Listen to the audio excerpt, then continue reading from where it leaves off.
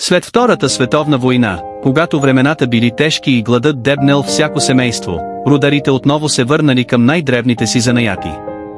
Обикаляли селата с дървени лъжици, копанки, а понякога и с мечки или маймуни, не за забавление, а за да изхранят децата си. И така, през 70-те и 80-те години, по времето на комунизма, почти всички рудари в България имали средно образование, а много от тях завършили и висше, дори 2 висши образования. Образованието било гордост, а знанието – път към по-добър живот. Но всичко се променило след 1990 година. С идването на демокрацията държавата се разпаднала. Заводите затворили, полетата опустели. И тогава започнало голямото заминаване.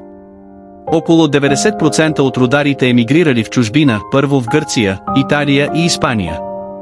Работели на полето, в кухни, в домове, на строежи, за да изпращат пари вкъщи и да осигурят бъдеще на децата си. Но бедността, несигурността и липсата на подкрепа оказали влияние. След 1990 година, над 85% от младите рудари останали без образование, нито основно, нито средно. Едно цяло поколение израсло без училище, без посока, без шанс. След икономическата криза в Южна Европа, мнозина потърсили нов живот другаде. Рударите се разселили в Германия, Белгия, Нидерландия, Австрия. И до днес, близо 90% от тях все още живеят извън България. В родината са останали едва около 10%.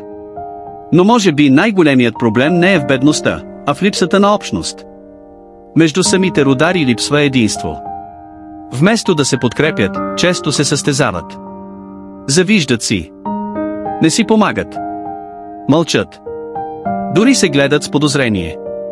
Докато други малцинства и етнически групи се обединяват, пазят езика си, културата и обичаите, рударите остават разпръснати и мълчаливи.